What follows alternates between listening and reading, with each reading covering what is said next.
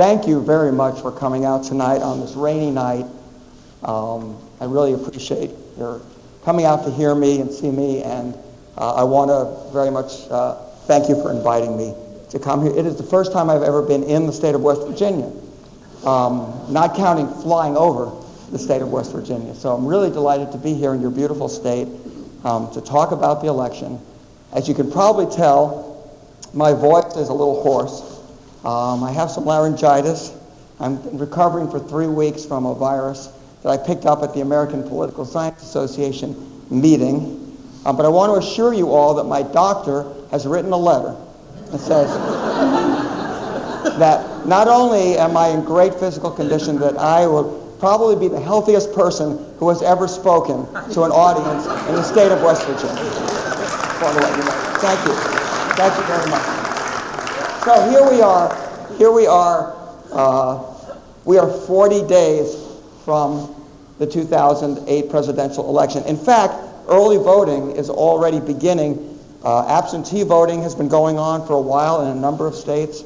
Early voting is beginning, I think, today in Iowa or tomorrow, and in a number of other states soon. So in a very short time, thousands and thousands of Americans will be casting their ballots. And of course, all of this will culminate on Election Day, November 8th.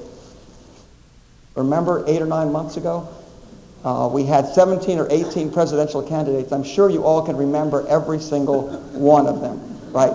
But I will not ask you to do a test. I will not give you an exam on that. Some of them are somewhat obscure or forgotten.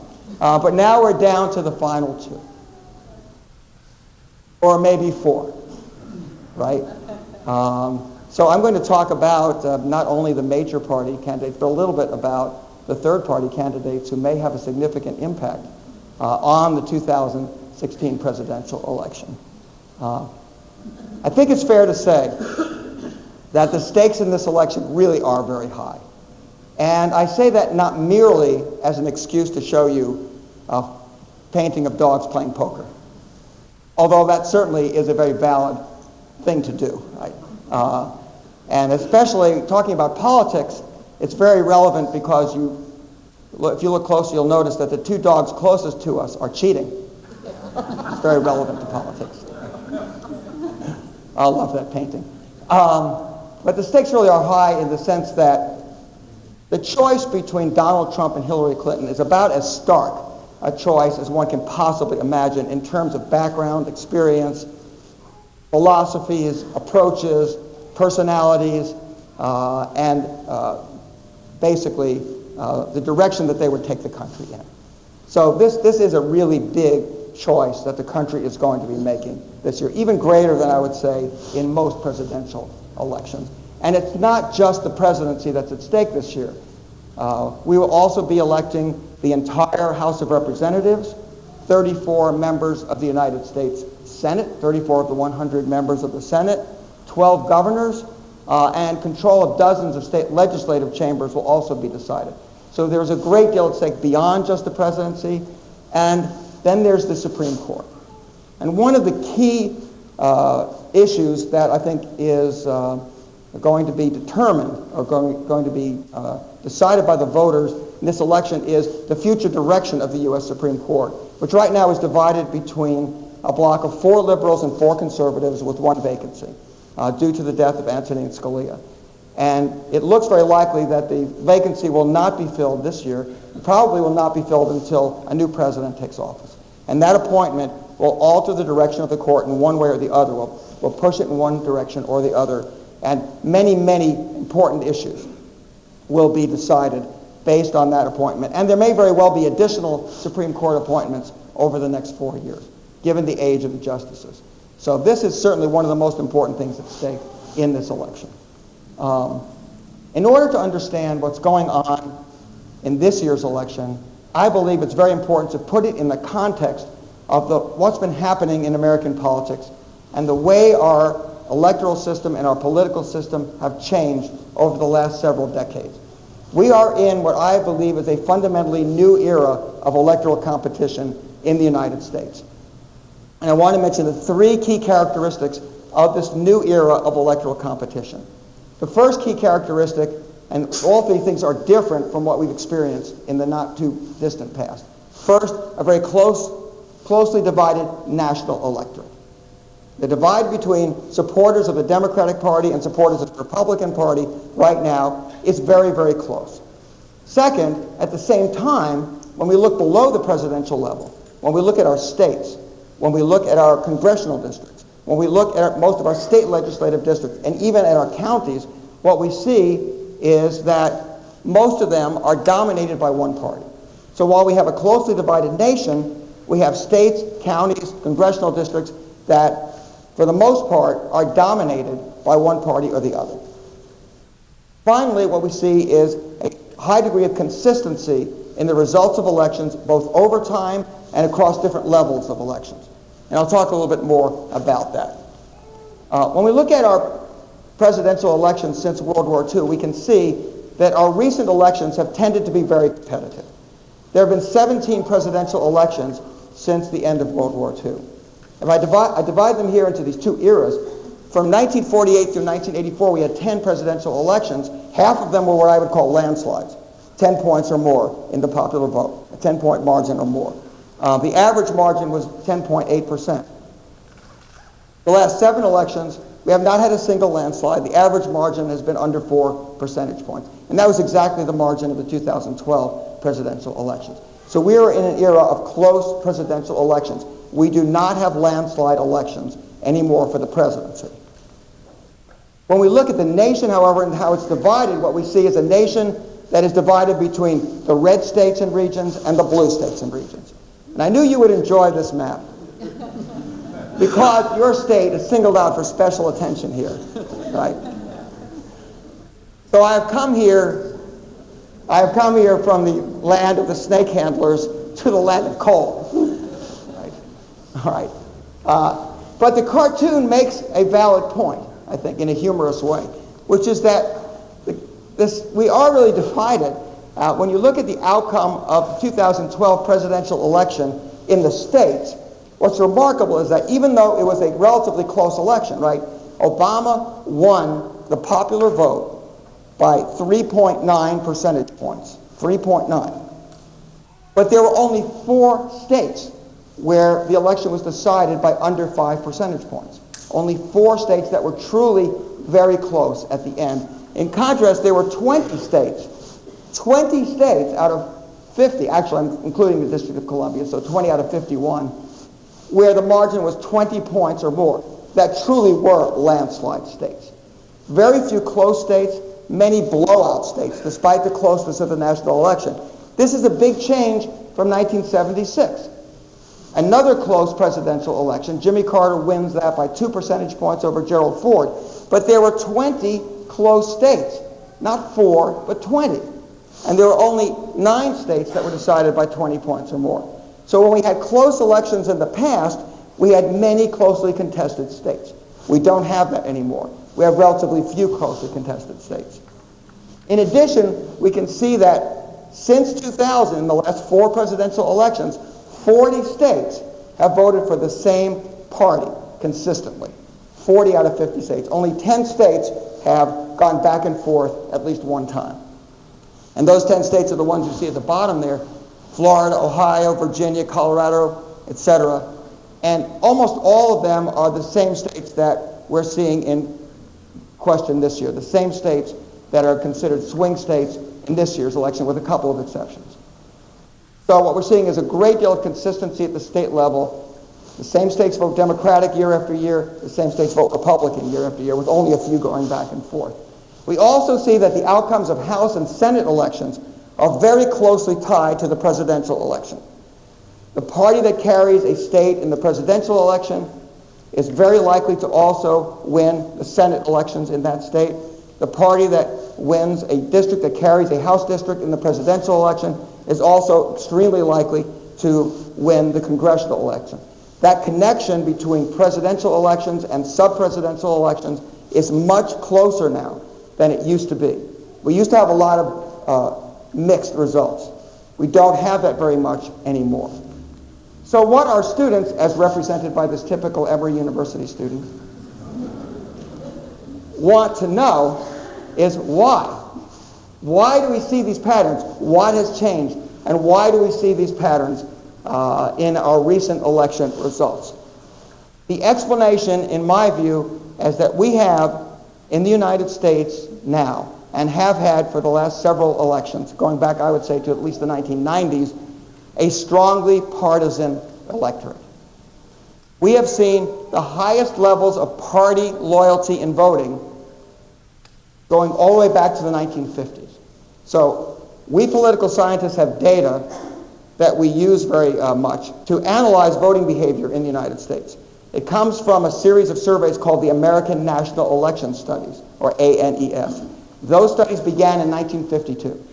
So we have data on how Americans have voted in presidential elections from 1952 through 2012. In 2012, we had the strongest party voting in any presidential election ever. Democrats voting Democratic, Republicans voting Republican. Similarly, we had the highest rates of straight ticket voting, voting for the same party for president, House, Senate. 90% consistency between how people vote for the president and how they vote for House, President, and Senate. 90% consistency as well. Less ticket splitting than we've seen at any time going all the way back through the 1950s. All right? Now, what puzzles a lot of people, I know, when they see those kinds of statistics is that they've heard and seen perhaps surveys that show that there are so many independents in this country. That sometimes 45% of Americans, when they're surveyed, call themselves independents. So what about all those independents? What we know about independents from studying American voting behavior is that the vast majority of them, up to 3/4 of them, if you probe just a little bit further, will tell you that they lean toward one party or the other. We have independents who lean toward the Democratic Party. We have independents who lean toward the Republican Party, right? Only about 1/4 of independents do not have any preference whatsoever. And what do we know about those independents who lean toward a party? We know that they are really what I call closet partisans. That they tend to vote just like partisans. They think like partisans. Their opinions on the issues are very similar to those of their fellow partisans. Independent Democrats think and act like Democrats. Independent Republicans think and act like Republicans. They just don't like to call themselves Democrats or Republicans. They like to tell you, and think to themselves even, that they vote for the person, not the party. It just so happens that the person they vote for is either always a Democrat or always a Republican. Okay. So here's some data on that, in fact. From the 2012 election, 93% of Democratic identifiers voted for Barack Obama for president. So did 91% of independents who lean toward the Democratic Party. Same thing on the Republican side. 93% of Republicans voted for Romney. 91% of independent Republicans voted for Romney as well. So they look just like partisans. Okay. So why do we have this sharp party divide? Why do we see these high levels of party loyalty, high levels of straight ticket voting? Why do we see this big party divide, much greater than in the past? Because if you go back to the 1950s, 60s, and 70s, this was not the case. There was a lot more ticket splitting, especially in the 70s and 80s. A lot more people crossing party lines. Democrats voted for Reagan in large numbers, for example. Back in 1964, lots of Republicans voted for Lyndon Johnson. So we had a lot of cross-party voting. People would vote Democratic, Republican for president, and vote for Democrats for the House and Senate, our state legislatures. Now we don't see that very much anymore. The reason, I believe, is that the party divide in the United States today coincides with these other divisions in our society to a greater degree than in the past. Very significant divisions in American society. A racial divide, a religious and cultural divide, and an ideological divide over the role of government.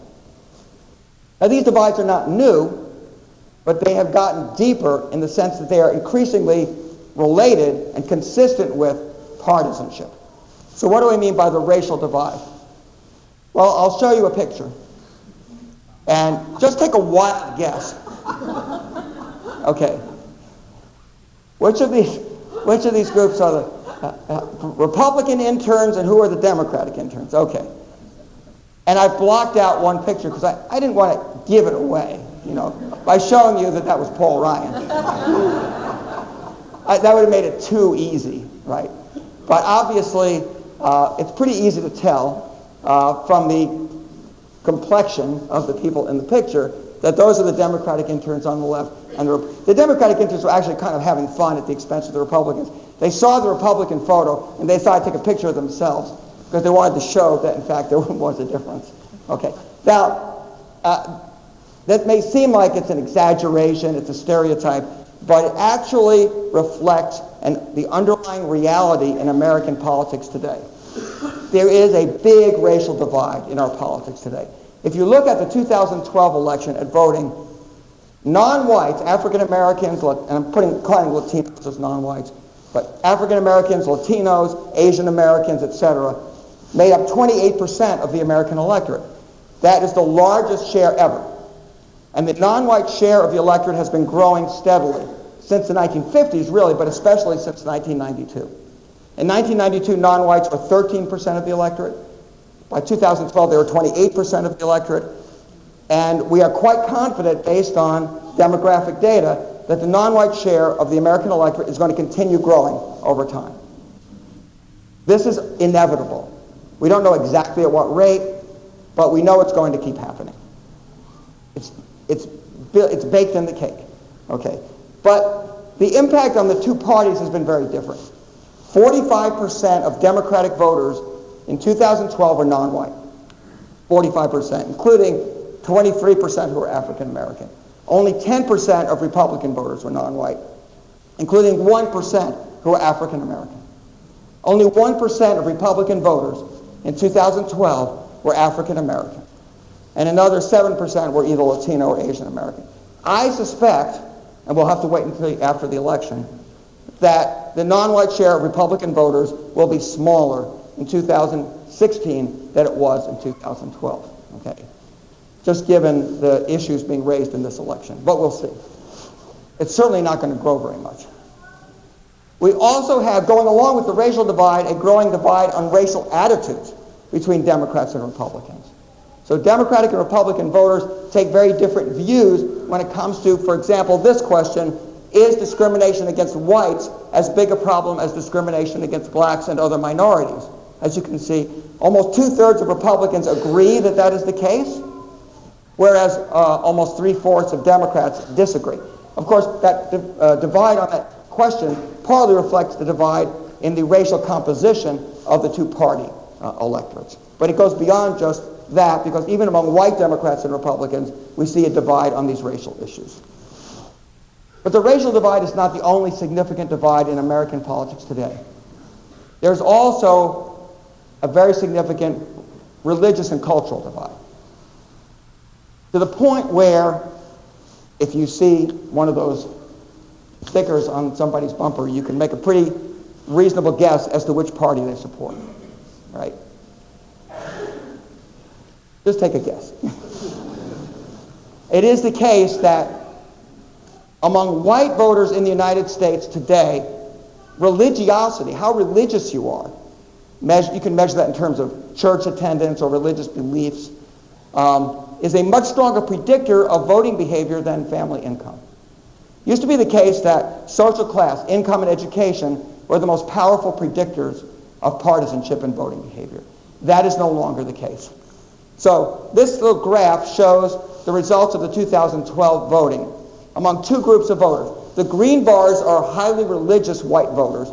The blue bars are non-religious white voters. The highly religious made up about 25% of white voters, the non-religious about 30% of white voters.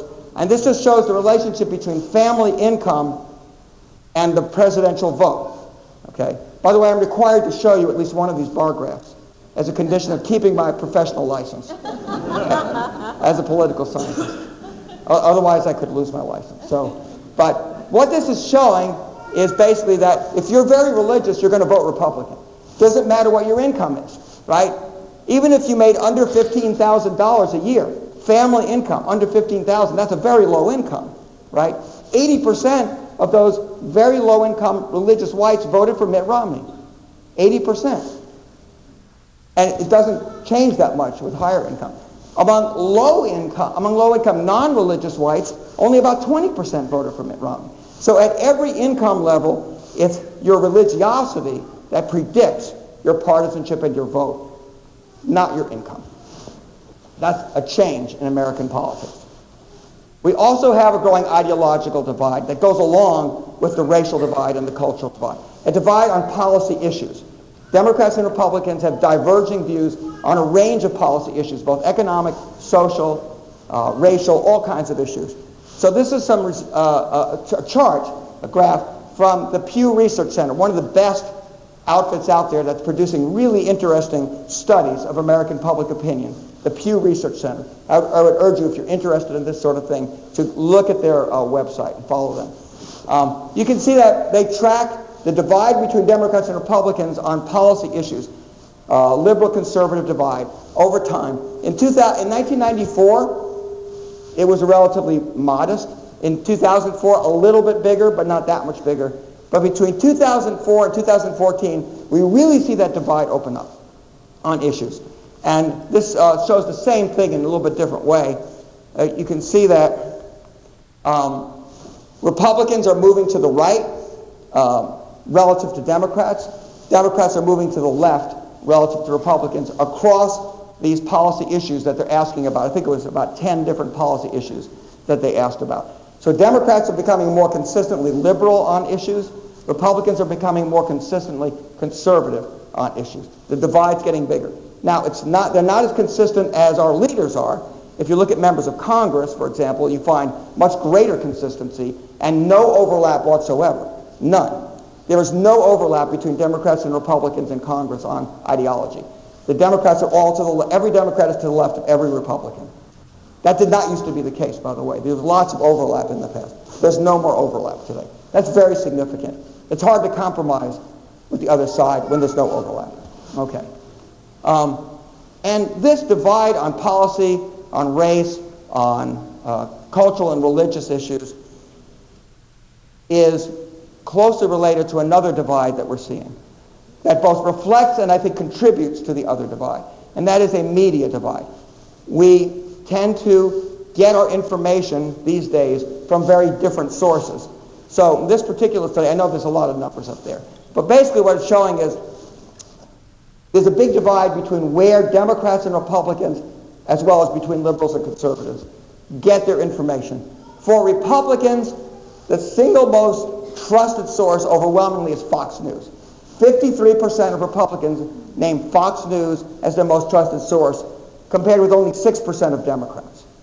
On the other hand, for Democrats, it's CNN, public television, and yes, The Daily Show with Jon Stewart, which doesn't exist anymore, I know, this is a few years ago, and MSNBC. Those, add up for Democrats to 59% for Democrats, and they only add up to about 18% for Republicans. So, big divide. We're getting our information from different sources. We're going to sources, and this is just television.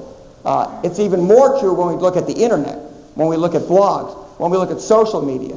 We go to sources that are going to tell us what we want to hear, that are going to reinforce the things that we already believe for the most part. Okay. So what that all means, and this is maybe even the most significant part of this, that is a result of these other divisions, is that we really don't like each other. Democrats and Republicans increasingly really don't like each other. This is what we social scientists, political scientists, call affective polarization. It's a fancy way of saying we really don't like each other anymore. Okay? So here's some more data from the Pew. It's another graph. You can see that between 1994 and 2016, the percentage of Republicans who had a very unfavorable opinion of the Democratic Party went from 21% to 58%. The percentage of Democrats with a very unfavorable opinion of the Republican Party went from 17% to 55%. So we increasingly dislike the other party, the party that's not ours. And that dislike extends, it's not just the leaders that we don't like, by the way. It's the other supporters. It's the people who support the other party that we don't like. We don't even want our kids to marry one of them. Okay? This is rather remarkable. In 1960, when people were asked, how would you feel if your son or daughter married a Republican or a Democrat, the opposite party from you? Nobody cared. It was like, great. They're getting married. That's great, right? That's great. Happy to see them get married. Now, half of Republicans and a third of Democrats say that they would be displeased if that were to happen. And that was 6 years ago. I suspect those percentages would be even higher today. So I always give students advice. If you're dating someone from the other party, break it to your parents slowly. Be very careful what you say. Okay. You could get in trouble.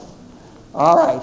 So the result of all of this is when we think about the election, when we think about the candidates, we see this as a battle between good and evil. That was not true in the 1950s and 60s. We didn't see the election between Eisenhower and Stevenson or Kennedy, and even Kennedy and Nixon, as a battle between good and evil for the most part. But today we really do. There's some amazing data from a YouGov poll from just 2 or 3 weeks ago, okay? Clinton voters, what do Clinton voters think about Donald Trump? They think he's crazy, dangerous, corrupt, and evil. The overwhelming majority of Democrats think that Donald Trump is crazy, dangerous, corrupt, and evil. The overwhelming majority of Trump voters think that Hillary Clinton is crazy, dangerous, corrupt, and evil. Isn't it amazing? So 83% of Trump voters think that Hillary Clinton is evil.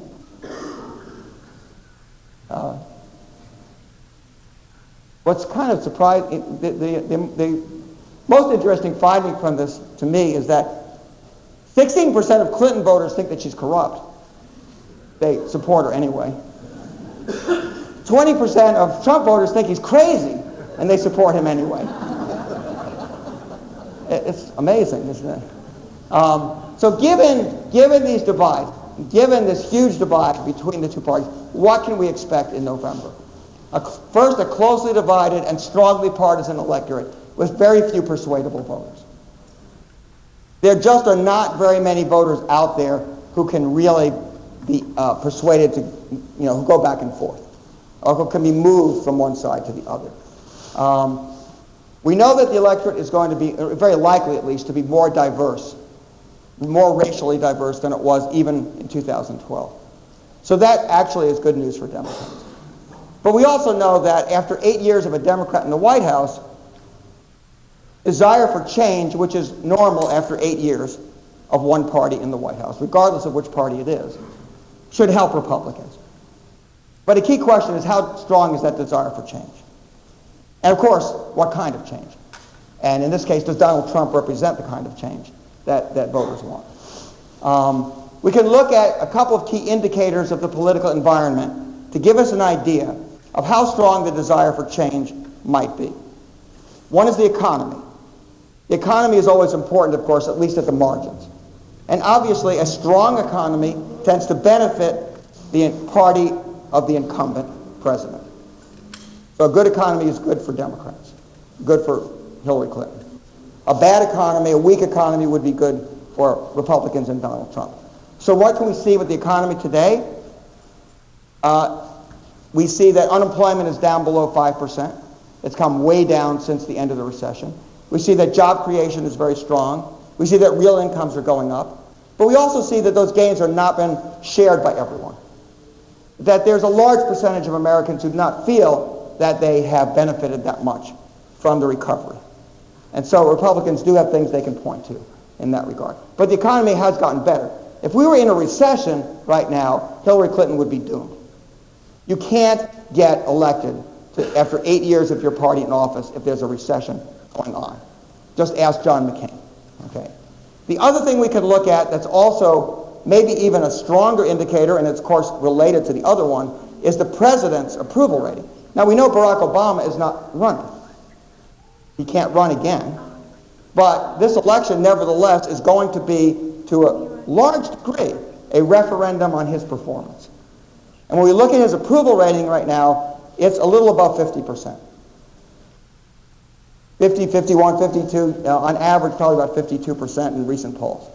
Maybe even a little higher in some. So that means he's got higher approval than disapproval.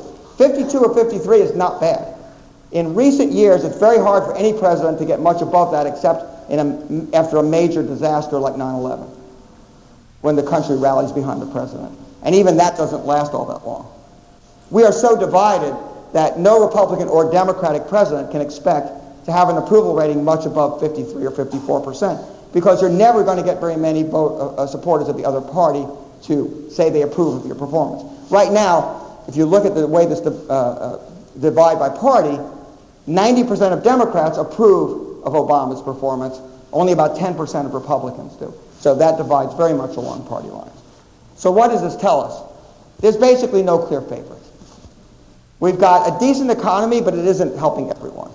We've got a president with a 52% approval rating, so that's not bad, but it means very few supporters of the other party approve of his job. So we are in a situation where this is really an election where the fundamentals, what we call the fundamentals, the economy, the president's approval rating, the demographic makeup of the electorate, all these things really don't give us a clear indication of how the election should turn out, right? So what do we fall back on? Because we are in an era of strong partisan divisions and strong partisan voting, I believe that given the relatively neutral political environment that we have, based on the economy and the president's popularity, the outcome is likely to hinge on the partisan composition of the electorate. How many Republicans and Democrats show up to vote? That's going to probably determine the outcome of the election, because we know we're going to see strong party voting. So what do we know about that? So this is a graph that I derived from the Huffington Post pollster that was mentioned earlier. One of the things they track is party identification among voters.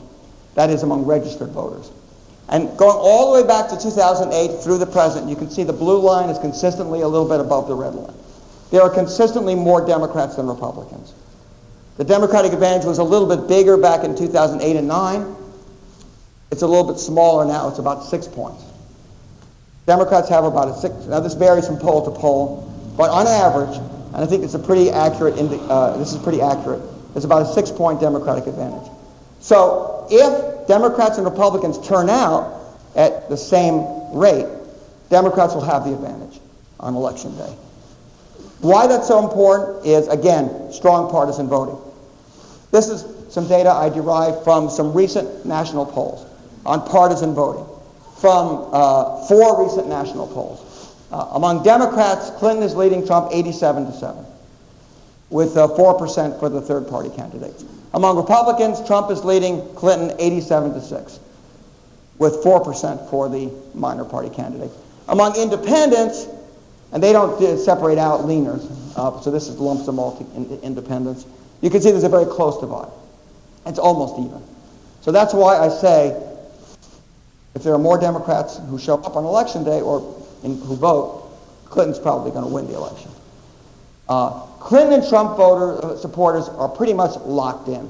This is some data from the Pew Research Center. Again, in 2016, we're seeing that the percentage of both major party supporters who say they have definitely decided and they could never be persuaded to change is higher than it's been in any recent election. Only 8% of Trump supporters and only 6% of Clinton supporters say that they could be persuaded to support the other party candidate. Very, very few. So we're not going to see much switching back and forth. What that means also is that a lot will hinge on what happens to people who are currently supporting one of these third-party candidates. We know that Gary Johnson is not going to be the next president of the United States. Sorry, Gary Johnson supporters. I don't mean to disappoint you. Gary Johnson is not going to be the next president of the United States. Jill Stein is not going to be the next president of the United States. But Gary Johnson and Jill Stein could determine who will be the next president of the United States, depending on how many votes they take away from Hillary Clinton and Donald Trump in the swing states, right? Generally, support for third-party candidates tends to fade when election day draws near, particularly in a close election. As voters begin to think hard about whether they want to vote for a candidate who has no chance of winning the election. And if they have any preference whatsoever between the two major party nominees. So I suspect you're going to see that Gary Johnson is not going to get 7 or 8% of the vote as he has been getting in national polls. Jill Stein is not going to get 3 or 4% of the vote. It's going to be more like maybe 3% and 1%, we'll see.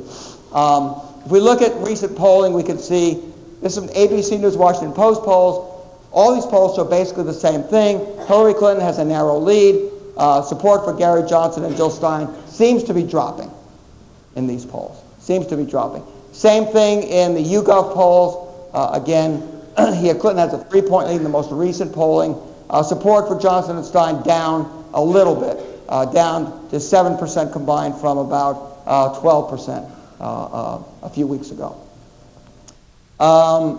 In the NBC News SurveyMonkey polls, we don't see quite the same thing. But again, Clinton has a consistent advantage, but it's small. There, we're not seeing a decline in third-party support. But I think overall, it's very likely that support for the third-party candidates is declining and is likely to continue to do so up until Election Day. Now, of course, we know that the winner is determined by the electoral vote and not the popular vote. But there is a very, very close connection between the popular vote and the electoral vote. What happened in 2000 might suggest otherwise, but only when the popular vote is within that close a margin, under 1 point, is there much chance that the winner of the popular vote will not win the electoral vote. So only if it gets extremely close. Before 2000, you had to go back to 1888 for that to happen. So I think it's very unlikely that there will be such a result. You can never say never, but I think it's very unlikely. What we see when we look at where the states are today, where the electoral college is today, it reflects what the national polls are telling us. It reflects what the swing state polls are telling us, of course. But the national polls are close. The electoral vote is fairly close as well, but Hillary Clinton does still hold the upper hand. She has more electoral votes safe in her, either that are safe for her or at least leaning toward her than Donald Trump has. But not by much. Not by much. To win the election, Trump would have to win all of the toss-up states, Florida, North Carolina, and Nevada, and would also have to pull away at least one of those states that's currently leaning toward Clinton. Pennsylvania, Wisconsin, Colorado, at least one of those states. Could that happen? Sure. But Clinton still does seem to have the advantage, both in the national polls and looking at where the states seem to be right now, for the most part. So I believe turnout is going to be the key to this election. It's going to come down to whether we have more Democrats turning out or more Republicans turning out. Typically, Republicans turn out at a somewhat higher rate than Democrats. So the Democratic advantage within the overall voting age population is usually narrowed down when you get down to the actual voters. Whether that will be true this year remains to be seen. When we're looking at likely voters now, Democrats, there still seems to be at least a modest advantage in Democratic identification, which would almost certainly translate into a Clinton, at least a narrow Clinton margin in the popular vote. But it depends on who turns out and votes. What we know about turnout is this. Okay, there are some conflicting indicators. We know that both major party nominees are relatively unpopular. So you might think, well, that's going to hold down turnout. However, most voters actually do not dislike both candidates. That's not true. You might have heard that. It's not true. Most voters like one candidate at least somewhat and really dislike the other candidate. Okay? So relatively few voters are indifferent between Trump and Clinton. The vast majority of voters have at least some preference. And most voters actually have a pretty strong preference for one over the other. That's what we're seeing in these other graphs. And I apologize because they're kind of small. This is also from Pew. But what we're seeing in 2016, despite the unpopularity of the candidates, is that voters think that this election really matters. They're paying attention to it. They're interested. And those things point toward a relatively high turnout. In 2012, 58% of eligible voters turned out, only 58%, but that's a relatively high turnout. Down a little bit from 2008 when it was 62%, but down only a little bit. So if turnout approaches where we were in 2012, 58% of eligible voters, and if we see Democratic turnout and Republican turnout relatively similar, I think Hillary Clinton has the advantage in this election. And this just shows that it's similar when we compare Democrats and Republicans. On most of these measures, there's a slight Republican advantage in interest, as we normally see. But on the question of does it really matter? Does it really matter who wins this election? Which is probably the key question in terms of turnout. Because if you think it really matters, you're going to vote. If you don't think it really matters, you're probably not going to vote. But we see Democrats and Republicans both agree on that. There's not much difference. 77%, 76% think it really matters. And again, that's higher than we've seen in other recent, even in 2008, when we had a very high turnout election. So with that, I'll stop, and I will be glad to take your questions. This, by the way, is another one of our Curious Emory students. I've been pointing out to people that our freshmen are getting younger and younger, and so this is one of the students in my Intro American Government class. No, I'm just kidding. It's not really. So let me stop and I'll take your questions. The bottom line is in terms of what am I predicting, is that I think Hillary Clinton is the clear favorite. She's been ahead all along. She's been leading almost from the beginning. It's true now her margin has fluctuated. So before the conventions, she was ahead by 5 or 6 points. After the Republican convention, that margin was down to 1 or 2 points. After the Democratic convention, it was back up to 6 or 7 points. Then about a week or so ago, before the debate, her margin was maybe down to 1 or 2 or 3 points again. Now, it's hard to tell yet. We haven't seen enough polling, but it's probably up a little bit to maybe 3 or 4 points.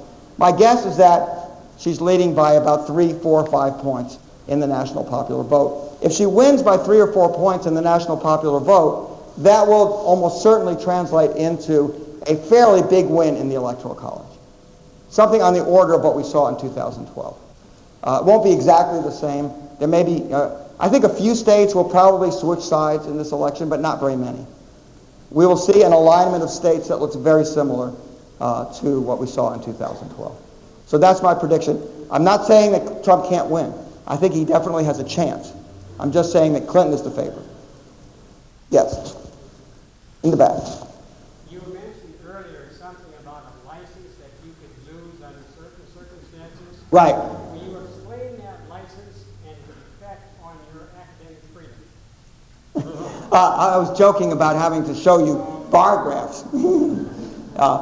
Sometimes I talk about having to show people regression equations. So be glad I didn't show you any regression equations, unless there are some statisticians in the audience. I try to keep the numbers and graphs fairly simple. I'll be happy to go into any, to explain any of those graphs or figures in detail if you want. No, nobody actually is. I don't actually have a license. There's no such thing as a licensed political scientist, believe it or not. We don't have licenses. That's probably a good thing. Yes? Can you make any suggestions or recommendations about how to close the divides? How do we close the divide between the two parties? This is a difficult question, right? Because as I said, I think the divide reflects fundamental disagreements. So it's difficult to tell people, you should try harder to get along.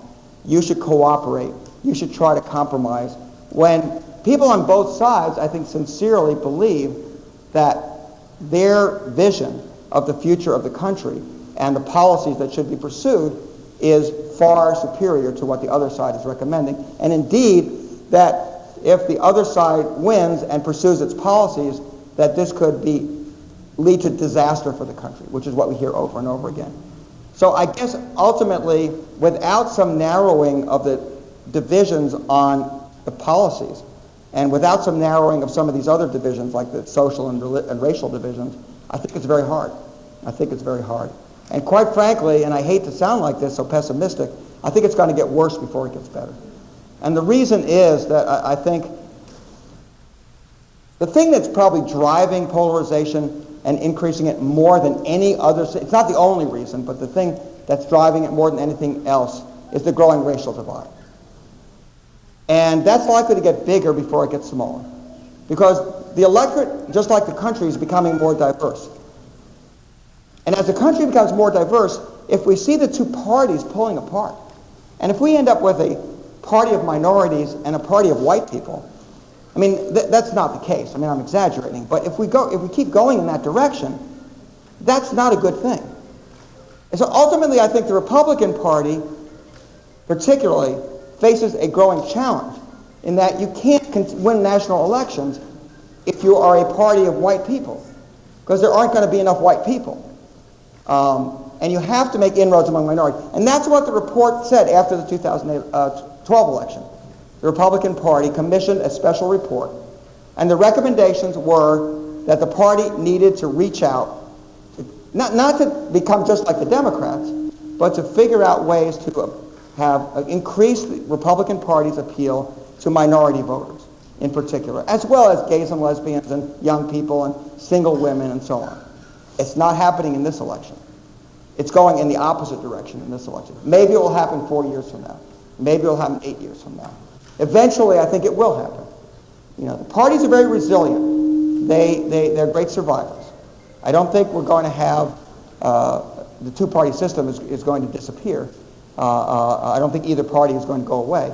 But I think we're in for some more deep division over the next 4 years. And I think if we have a Democratic president and a Republican Congress again, we're going to see, you know, it's going to be gridlock all over again, I'm afraid.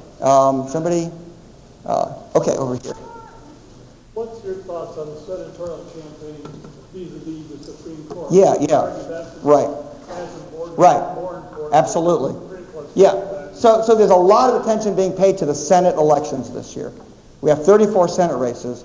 What makes them so interesting is that of those 34 Senate seats that are up this year, there are 24 Republican seats and only 10 Democratic seats. That's because 2010 was a very good Republican year, right? So this is the class of senators that were elected in 2010. So Democrats have a lot of pickup opportunities here. There are 6 or 7 Republican seats that could flip. Illinois, Wisconsin, New Hampshire, Pennsylvania, North Carolina, and possibly Indiana, and maybe 1 or 2 more. There's one Democratic seat that looks pretty vulnerable right now, and that's in Nevada. But what typically happens is, in recent years, all the switches are in one direction. All the switches either go from R to D or from D to R. You just don't see seats, as you used to in the past, moving in both directions. So Democrats need to pick up at least 4 seats to get to 50 if there's a Democratic vice president to break the tie. And they control the Senate. And if Hillary Clinton wins the presidential election, I think it's very likely, it's not certain, but it's very likely that Democrats will pick up at least 4 seats in the Senate at the same time. They'll have a narrow majority in the Senate. Nowhere near a filibuster-proof majority, but enough to probably get Supreme Court justices confirmed. So, if there's a Republican Senate and Hillary Clinton is president, then it's very hard to predict how that's going to play out. She'll nominate someone, but will they? We could be facing an 8-member Supreme Court for the next 4 years. Who knows? Yes. I'd say it's the most important one. But how much of an impact do you think the fairness doctrine going away in 1988 has made a difference in the media and things like that? Well, the fairness doctrine, which required, the question is, how much difference did the overturning of the fairness doctrine, which used to govern how the news covered politics, there had to be a balance. There had to be a balance. I don't think that's all that significant. What's more significant, I think, are the Supreme Court decisions regarding campaign finance. With the Citizens United decision and some other recent decisions, the Supreme Court has really opened up the floodgates, right? And we're seeing vast amounts of money pouring into political campaigns, particularly outside money. So it's not just the money raised by the candidates and raised by the parties, but it's outside groups, it's these super PACs that are coming in both during the primaries and in the presidential election and in the Senate elections, and we're going to see tens of millions of dollars being spent.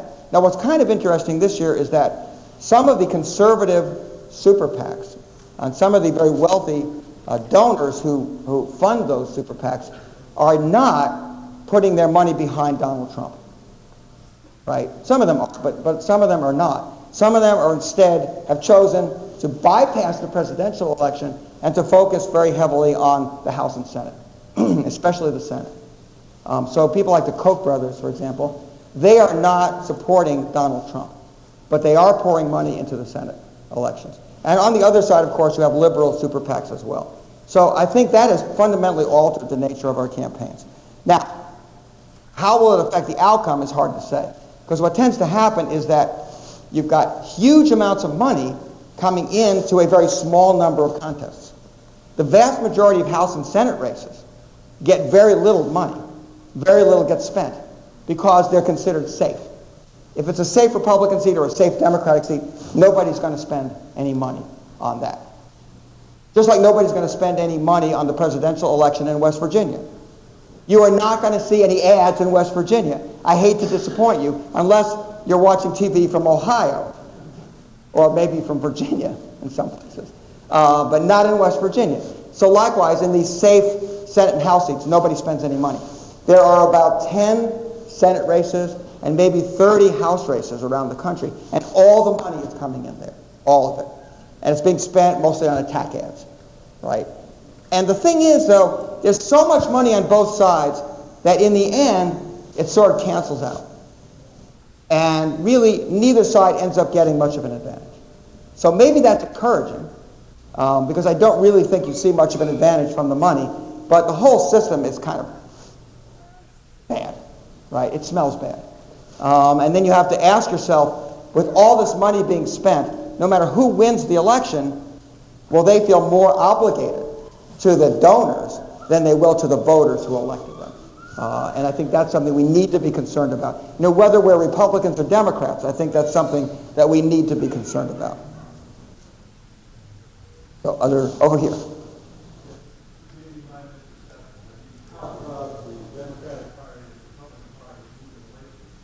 Right.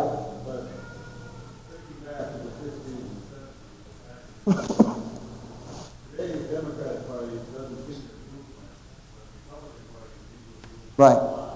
Yeah, that's an interesting. Has the Republican Party moved farther to the right than the Democratic Party has moved to the left? Specifically talking about the parties in Congress, and not so much the public, but the parties in Congress. And that's an ongoing debate among political scientists, actually. I think the evidence suggests that the Republican Party, Republican members of the Congress, especially in the House, have moved quite a bit further to the right than the Democrats have moved to the left. But the Democrats have moved to the left, if only because you no longer have conservative Southern Democrats. So what's happened is that the Democratic Party was very divided in the 1950s, 60s, and 70s between a rather liberal northern wing and a fairly conservative southern wing. But you don't have those conservative Southern Democrats anymore. Republicans now hold most of the Senate and House seats from the South. The remaining Democrats who represent states and districts in the South tend to be moderate to liberal. They're not that different from other Democrats. In the House, a majority of them are African Americans, for example. So by subtracting the conservative Democrats from the party, the Democratic Party has indeed moved to the left. I would also say that on certain social issues, on issues like same-sex marriage and abortion, I think the Democrats definitely have moved to the left. You had large numbers of fairly socially conservative Democrats 20 or 30 or 40 years ago. Democrats who were pro-life, Democrats who certainly were not in favor of same-sex marriage, very few were. Today, there are almost no Democrats who are pro-life, almost none, Democratic elected officials and candidates, and almost none and almost all Democrats would support same-sex marriage and gay rights in general. So on that set of issues, I think there clearly has been a move to the left on the part of Democrats. So, yes, over here. What if Hillary Clinton were to die of a heart attack and Trump's plane had a bird strike and went down the Hudson? And Both at the same time? Both. Do the vice presidential candidates, do they choose by default? Are they nominees? What happens if both presidential candidates die before the election? I don't know. Is this sort of wishful thinking on someone's part? No. So obviously nothing like that has ever happened. No presidential candidate has ever died before the election.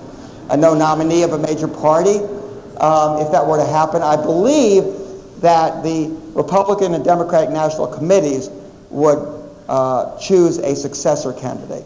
But Now, not the vice president. it might very well be the vice presidential candidate. So they might very well choose Tim Kaine and Mike Pence to become the presidential candidates. And I guess then they'd have to choose vice presidential candidates as well. Now, the problem is the closer we get to the election, the more problematic that is, because ballots are already being printed. People have already voted, in fact. Quite a few, thousands of people have already voted by absentee ballot. Early voting begins very soon. The ballots are already printed. The voting machines are already ready, or they will be shortly. So that would be a logistical nightmare, and I don't know. There have been elections for other offices in which one of the candidates has died. And indeed, there have been a number of such elections where the dead person won the election. And you know, because people still vote for their party. And then, of course, the party got to choose someone, I guess, or maybe there was a special election or something like that. So that's a pretty unlikely scenario. I think what's a more likely, I'll give you another far-fetched, but not quite as far-fetched scenario. There could be a tie in the Electoral College. There are 538 votes, and if we have a tie, 269 to 269, then the election would go to the House of Representatives. The last time that happened, each state gets one vote for its delegation, regardless of size. So West Virginia would have one vote, California would have one vote, and of course they would vote by party. And the result would almost certainly be that Donald Trump would become the next president, and then the Senate would elect the vice president. At one point in 2012, we were talking about the scenario where you could have theoretically ended up with a President Romney and a Vice President Biden. But anyway, but that is a possibility. The last time, it's very unlikely. It's very unlikely. But the last time it happened was in 1824. In 1824, no candidate got a majority of the electoral vote. There were 4 or 5 candidates. It went to the House of Representatives. The House of Representatives elected John Quincy Adams over Andrew Jackson. So it's been a long time. So let me see. Over here.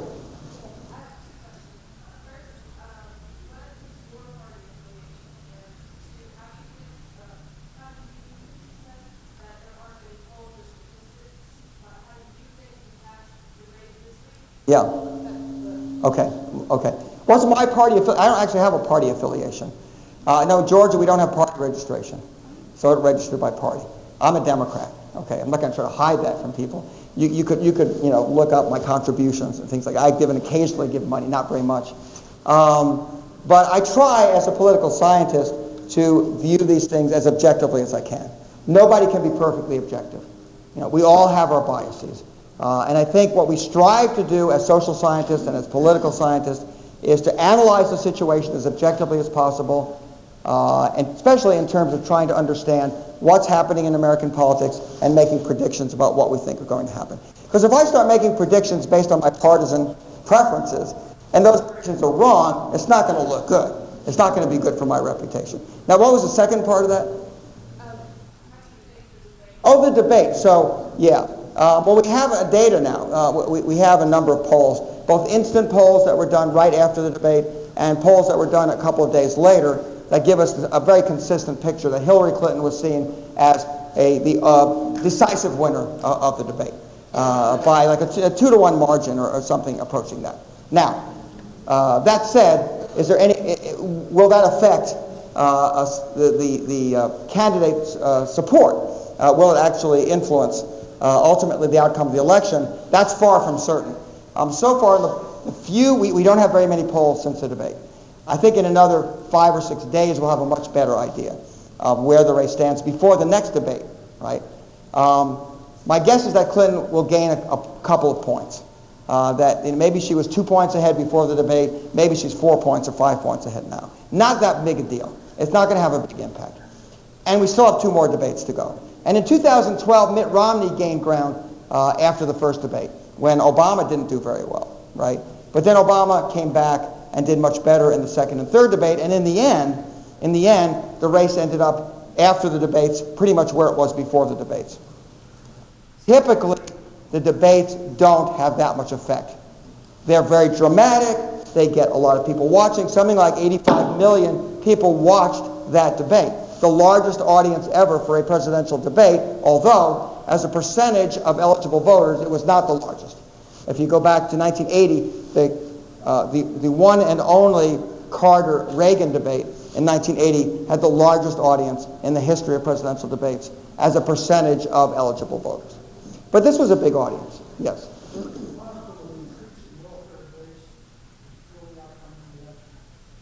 An increasing, you mean people receiving government benefits? So there's the fact that a lot of Americans are receiving social welfare benefits of various kinds, and I'm not sure what exactly we would include in that. Certainly there are a lot of Americans who get Social Security. There are a lot of Americans on Medicare. There are a lot of Americans on Medicaid. There are a lot of Americans who get veterans benefits. There are a lot of Americans who get food stamps. Does that affect the way they vote? So there's a notion out there, and of course Mitt Romney alluded to this in the 2012 campaign, that the Democrats buy votes by giving people welfare. But the fact is that the largest welfare program in the United States by far is Social Security. Now, I know people don't like to hear it called a welfare program, but it is. In that the benefits people get on Social Security, and I'm over 65 myself, so I'm not collecting yet, but I certainly hope to in the not too distant future. The benefits that you get on Social Security are far more than what you would be entitled to based on what you paid in. And they're coming from not your past contributions, they're coming from what people who are working today are contributing. So that's a welfare program. Medicare is a welfare program. It's not fully funded by the contributions of the people who are on it. But so are Medicaid, so are food stamps, of course. For the most part, I think people are not influenced by that. They're influenced by their other characteristics and beliefs. People certainly vote according to their view of what the role of government should be and how they feel about these programs, right? So people who are favorably inclined towards social welfare programs are more Democratic. People who are less favorably or unfavorably inclined tend to be Republicans. Even with regard to the Affordable Care Act. So let me say a couple things about that. It's kind of remarkable to me that when you look at opinions toward the Affordable Care Act or Obamacare, that people's opinions about it are not influenced that much, if at all, by whether they themselves have insurance. This was before it was adopted. People's opinions about Obamacare did not depend on whether they needed health insurance. They depended on whether they were Republicans or Democrats, and whether they were liberals or conservatives. And Democrats who, whether they needed, whether they would benefit from the program or not, supported it. And even Republicans who would have benefited and did benefit because they got health insurance from it, opposed it.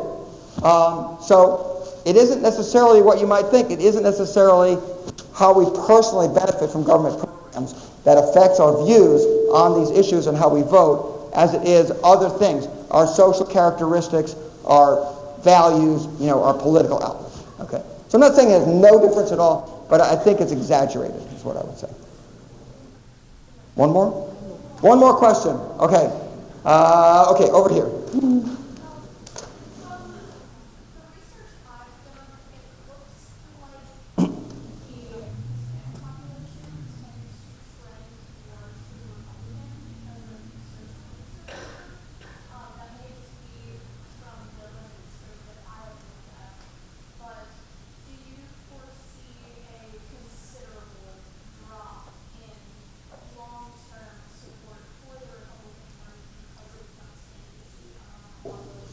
Well, first of all, the Hispanic vote has historically been pretty strongly Democratic, not Republican. And you can go back as far back as we can go with that. So Hispanics have tended to vote, they're not as overwhelmingly Democratic as African Americans, but usually about 2-to-1, 3-to-1 Democratic. In 2008, the Hispanic vote, and keep in mind, Hispanics are a very diverse group. So there's Cuban Americans who tend to be more conservative and Republican, or at least used to be. There are Mexican Americans who tend to be more liberal. There are Puerto Ricans, there are Venezuelans, there are Dominicans. I mean, it's very diverse. But overall, I think what we've been seeing is the key thing here is that the Latino vote, the Hispanic vote is growing. It's gone from 1 or 2% of the electorate 20 or 30 years ago to now about 10% of the electorate. 20 or 30 years from now, Hispanics will probably be close to 20% of the American electorate. In 2012, Hispanics went about 3-to-1 for Obama over Romney.